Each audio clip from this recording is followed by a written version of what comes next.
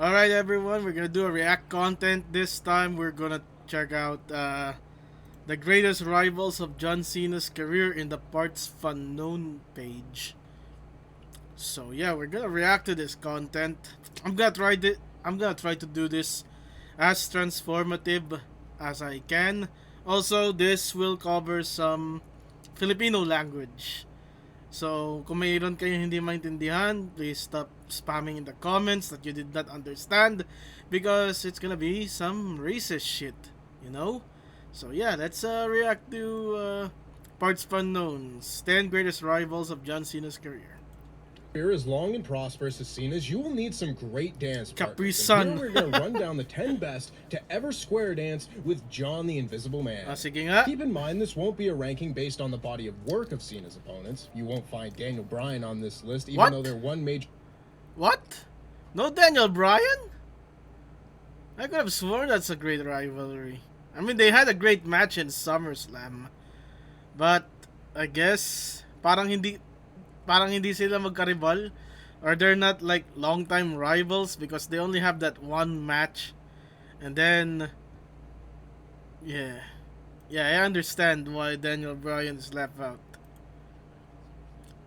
13 was fantastic, and Bryan is one of the best to ever lace up a pair of boots, but rather this is a look at the wrestlers in relation to John Cena and John Cena's career.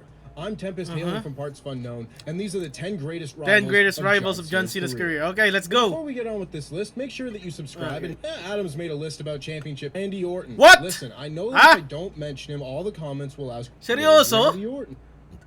Seriously, Randy Orton is left out as one of John Cena's greatest rivals. I think Randy Orton is one of John Cena's best rivals. I don't know. Let's see Tempest's reason. WWE may try to present Randy Orton as John Cena's greatest rival. Exactly. Randy Orton is presented as one of John Cena's best rivals, greatest rivals. So why left him out? I don't know.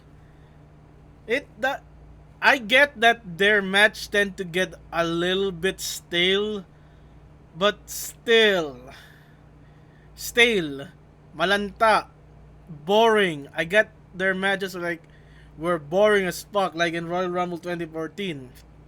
But still, you don't left out a rival as synonymous to John Cena as Randy Orton. The 19 singles matches that Cena and Orton had on WWE television, I feel comfortable saying 3 of them were good. SummerSlam 07, Okay. Breaking Point 09, Hell in a Cell 2014. Hell in a Cell 2014 was good. I like John Cena versus Randy Orton at Raw during the Eddie Guerrero tribute show. I think that was a good match. SummerSlam 2007 was fine. I like SummerSlam 2009, their rematch 2 years after 2007.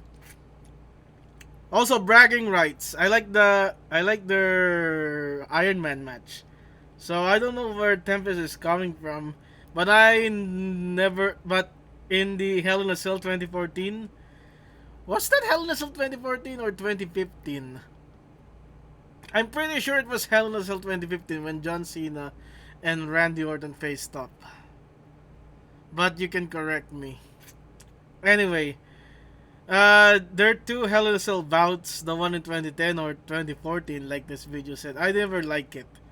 2010 was so short, was so short, and 2014 was forgettable.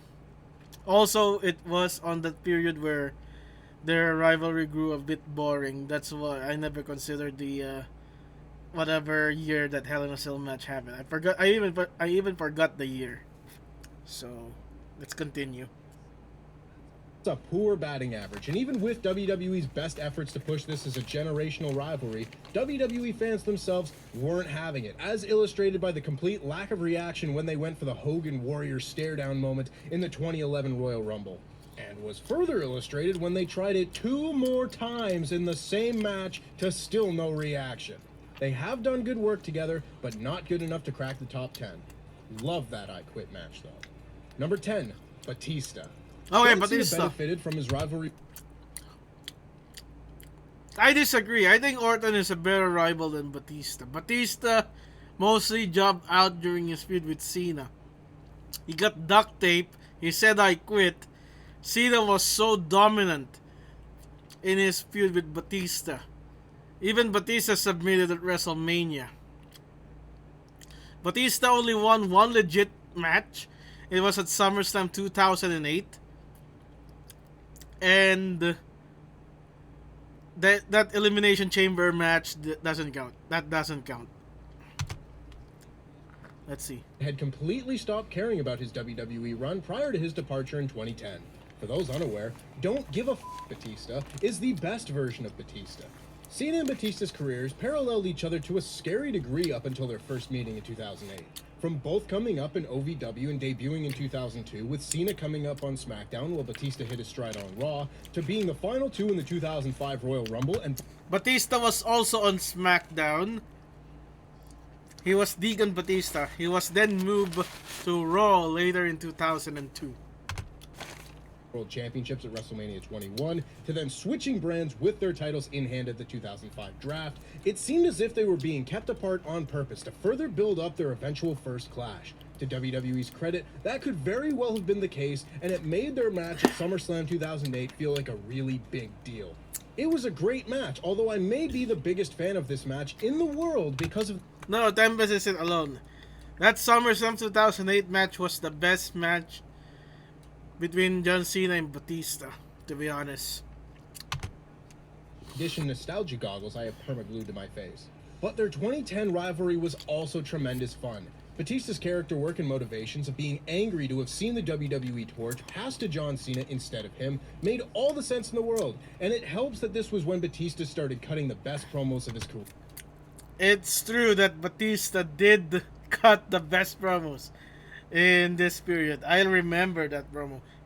Batista kept saying dollar signs, money, money, money. Best. That was the best shit ever.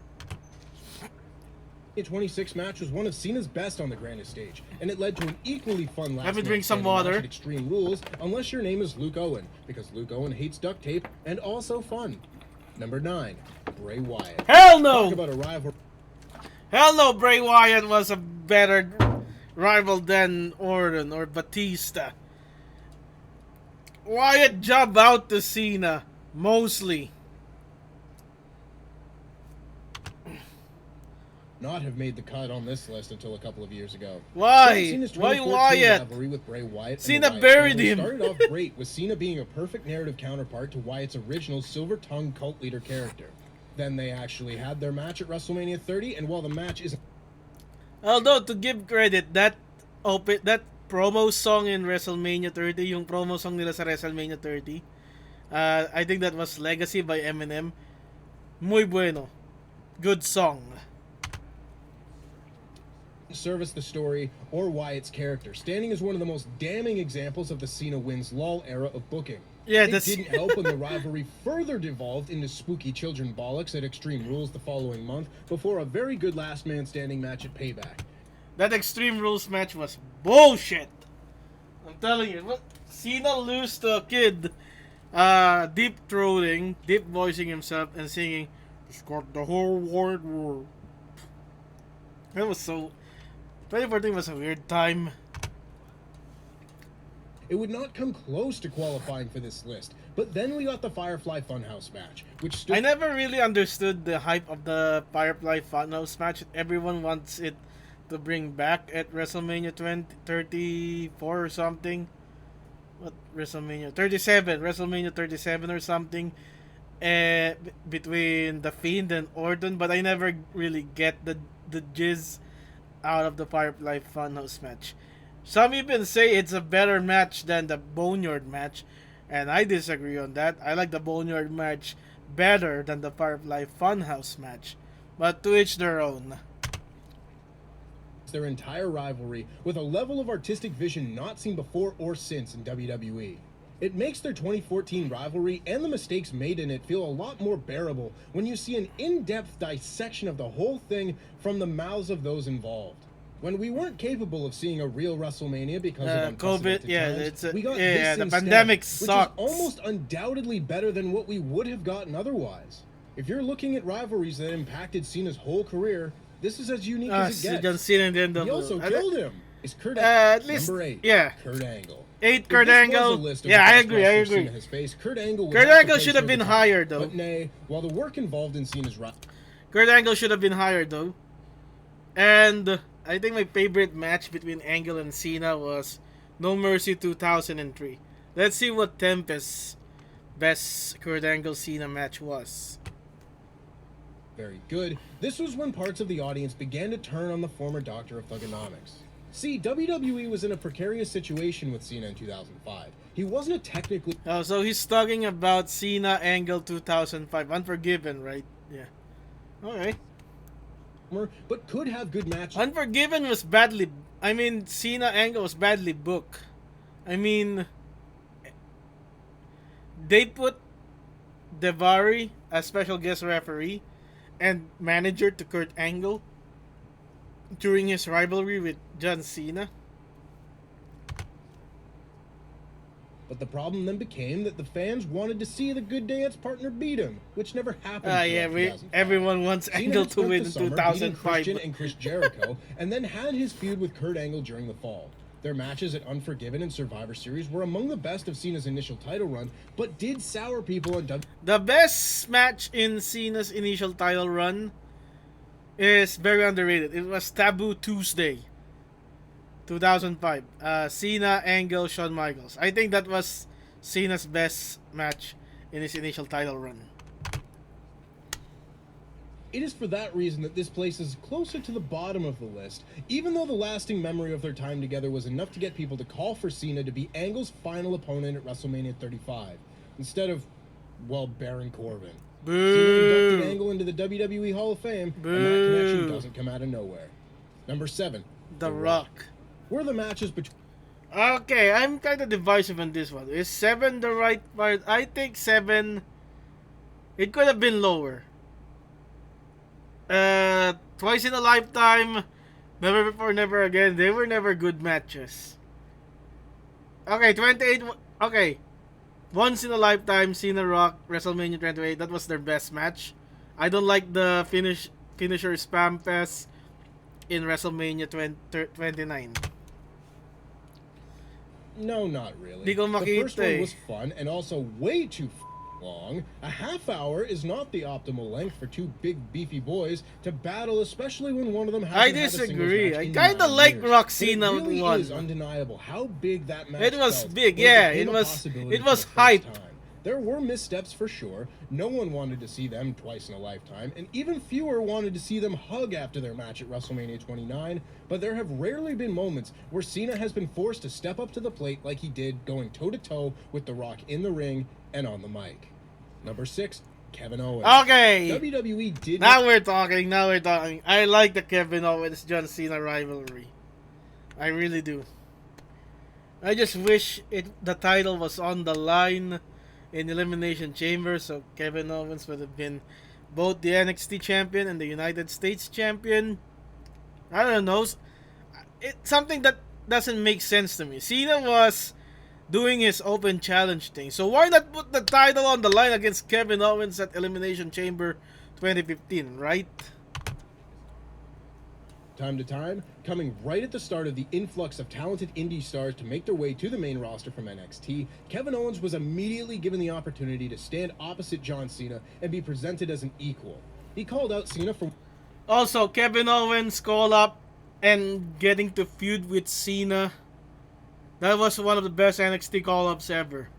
The decision to have Kevin Owens, still NXT champion, getting called up and feuding with John Cena elevated NXT to the next level.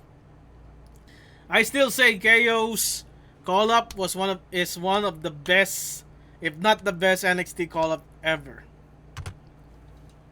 Advice upon him, despite wrestling longer than Cena, and planted him Veteran with a pop-up advice. powerbomb, setting up one of the best in-ring debut matches in WWE history at Elimination Chamber 2015. John Cena's matches have a bit of a formula to them, but this match felt completely unique for the time, and that's probably a big reason why people continue to point to it in videos over 7 years later. It also helps that KO won at the height of the Cena wins LOL era, no less. I disagree. 2015 isn't the height of the Cena wins LOL era. I think the Cena wins LOL era peak at 2013, 2014. And Cena started putting over talent in 2015 till he became a part-timer. Oops. Spider-Man's okay. That was my video. Cena did get his win back and then Processing some at Money in done. the Bank and Battleground, which may have slowed Owens' progress up the card, but thankfully he got there in the end. And what we were left with is one of the greatest trilogies of matches of John Cena's career. Throughout all three of these matches, Cena and Owens never once left the ring. I got nothing more to say about that fact. I just think it's neat. Number 5, Shawn Michaels. John Cena's run as WWE champion in 2000. Shawn Michaels. Yeah, I think that's a bit of a reach. They only feuded once. That was WrestleMania 23. And that's it. Shawn had that 1 hour match against Cena in London. But that's it. That's kind of a bit of rich. I beg to differ. Kevin Owens is much higher than Shawn Michaels in terms of rivalry. Shawn Michaels. In terms of in-ring performances, Cena and Michaels' WrestleMania 23 match is head and shoulders above the rest of Cena's WrestleMania resume. Yep. A half-hour classic in front of Cena's largest audience to date, this was a statement match to fully cement his place at the top of WWE's totem pole. And yet, there is absolutely an argument to be made that was Cena's 3rd title run, right? Yeah, that was John Cena's 3rd title run. He won the title against Edge at TLC in Unforgiven. Yeah, Cena and Shawn Michaels match was good, but I don't really take it upon itself as a rivalry. I could have slotted in Daniel Bryan over this, to be honest. iconic match together. To top a WrestleMania main event with a match less than a month later on Raw, it must mean that match was pretty darn special. And special indeed it was. The hour Broadway the two had in London is an achievement of a Raw match, especially for 2007.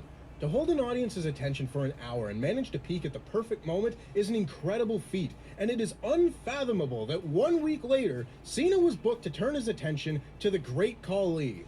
Hour-long classics, no I more. forgot about that Shawn feud. Michaels could legitimately I forgot have had about great that chemistry feud. Okay, with let's them go both to by the every next. time they got in the ring before Shawn Let's go to the retired. next video. I highly recommend their match from the January 12, 2009 episode of Raw. It is one of the best Raw matches of that whole year, and it... Really? I never saw that match. Maybe I'll take a look on that. January 12, 2009, right? When Shawn Michaels is the employee for JBL. Yeah, I'll take a look. I'll take a look on that. love. Number 4, Brock Lesnar. Lesnar.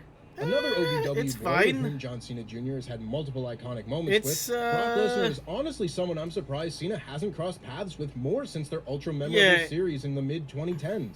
For as terrible as It's Brock's fine. title match with Cena was at the wretched Backlash 2003, once Brock returned to WWE in 2012, they more than made up for lost time together. I don't see Brock as a legit rivals to Cena, though. I mean, Brock just decimated Cena. But I could argue, Brock's best match against John Cena, other than the triple threat match at the Royal Rumble 2015, Brock's best one-on-one match with Cena was Night of Champions, the rematch from SummerSlam. Let's see if Tempest says if me and Tempest agrees. Match at Extreme Rules 2012 would probably be my favorite. Extreme WWE Rules match of 2012, all Brock time. should have It won. didn't have one of the most ludicrously bad booking choices. The story of 2012 was John Cena was down bad. He had a losing streak. He had a bad luck. It was a bad year for John Cena. So, what did they do? They gave John Cena a win over Brock. Yeah, that's one way to book your future monster. Because of that, they have to feed the Undertaker streak to Lesnar. But regardless, It stands as an excellent reintroduction of Brock Lesnar as a ruthless monster, and it allowed Cena the rare opportunity to actually be the underdog that WWE liked telling fans he was. But while that match was undermined by its finish, the next time the two squared off was the exact opposite. SummerSlam 2013's main event is one of the most unique and awe-inspiring I watched this in live history, where at WWE's work. Golden Goose had its feathers individually plucked before being slaughtered. That was Suplex City began that night 16 with Brock's suplexes, dominant win, right? and they further added to their shared resume with a decent rematch at Night of Champions and one of the best triple threat matches in WWE history. See, best triple threat. Yeah, that's what I said. But I think when Tempa said the Night of Champions rematch was decent, I beg to differ. I like the Night of Champions rematch, but it's 1-on-1. Of course, the triple threat at the Royal Rumble was better. Seth Rollins at the Royal Rumble. Number 3, AJ Styles. Yep, can argue with Considering that. the track record WWE had with new Beat stars up John being introduced Cena. on the main roster in the mid-2010s, there was no guarantee that AJ It was Styles Mr. would be a success in the big WWE dub. versus Mr. TNA. This was a dream match. AJ Styles, Cena, the face of the WWE, saka yung face ng TNA. Yeah, I like, and those were quality matches. This is when Big Match John was born. 2016 against Chris Jericho and Roman Reigns, but if he didn't establish himself further, it would have been easy for him to slip down the card into the IC title scene and never see the main events again. Then his feud with John Cena eliminated that concern from everyone's minds. Cena's late career resurgence as a super worker began with his US title run in 2015, but truly peaked with this rivalry with AJ Styles the following Beat year. up John Whether it be Cena. their initial clash at Money in the Bank that served as an appetizer of what was to come, their follow-up show-stealing match at SummerSlam that Yep. I think SummerSlam was their best match. Then Royal Rumble. Then Money in the Bank. come close to, their fun triple threat match with Dean Ambrose at No Mercy, or their ultimate duel over the WWE Championship at the Royal Rumble. Each of these matches could serve as someone's favorite of their series. From strictly an in-ring standpoint, it would be hard to argue that AJ Styles was not Cena's best opponent, but two had stories that captured fans' imaginations just a I like this is also when John Cena introduced that double AA. He will use the AA on AJ Styles once, roll up AJ for another AA, and then second AA drop. I like that. I like that transition. Number 2, CM Punk. John Cena and CM Punk's early work Okay, we're not gonna talk about CM Punk. We're not gonna talk about this. As long as Money in the Bank is the best match, that would be great example of WWE utilizing a draw finish in a way that actually services the story, showing Punk as someone who is now happy to retain the title. You know, we don't deserve to talk about CM Punk after what they did at the AEW Media Scrum. Let's go to number 1. I bet it's Edge. It's Edge, right? It has to be Edge. Past Punk and Cena's duality. Number 1, Yeah. Edge. John Cena's old shoe. Edge and Cena surprisingly hit their strides as main event talent at the same time. The night Cena won his first WWE Championship, Edge won Money in the Bank, setting up the icon. I would pay for another John Cena versus Edge match in 2022. That's how I want it. I want these two to fight again in 2022. New Year's Revolution that started the best rivalry of John Cena's career. 2006 was the year of Cena and Edge. With some brief interruptions for a little show called WrestleMania, their matches furthered their story and their careers immensely. I'm surprised The Royal Triple Rumble match H set Edge's isn't on year the in list. motion, having dropped the WWE title back to Cena and letting the frustrations involved consume him. They had a fantastic triple threat match with Triple H at Backlash, and then Edge cost Cena the title in his match with Rob Van Dam at One Night Stand. They did a fantastic job spacing out the matches to make the rivalry not get stale, yet be able to tell a much longer story than most rivalries were at the time. They traded wins in the other's hometown, with Edge beating Cena in Boston at SummerSlam, and then following that up with a match at Unforgiven in Toronto, with that match being one of the best singles TLC matches ever, with the best FU ever. Can't argue with that. I always wanted that Rated R spinner belt. off a great chapter of their career-defining rivalry. Then add in even more great work together in 2009 with a brilliant promo from Edge talking about his visceral hatred of Cena and how powerful that word hatred is, setting up their final battle at Backlash in an unusually great last man stand. It's unusually great, but the ending of Big Show chokeslamming Cena to a spotlight.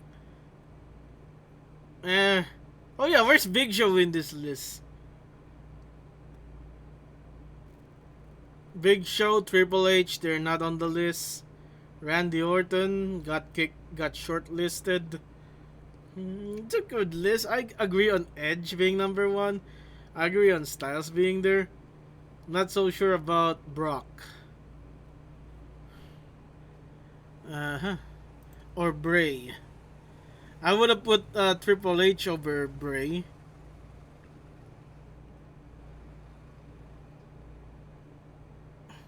Big Show, it turns too much. I understand why he's not there. Best body of work the two have had with another wrestler in their careers. It is brilliant. I love it. I'm going to go watch it all over again. And that's our list. Make sure, of course, that you like this video and subscribe so you never miss another The problem is with Edge as a heel, he always wins dirty. I guess that has got to do with being a heel, right? But maybe I was so young back then, and I am so irritated at how Edge wins his matches. It's always through chicanery. I mean, why can't he be like Orton as a heel who kind of wins clean or something? I don't know. And that's my reaction video for 10 greatest rivals of John Cena's career. Thank you for watching. Goodbye and good night. Bang.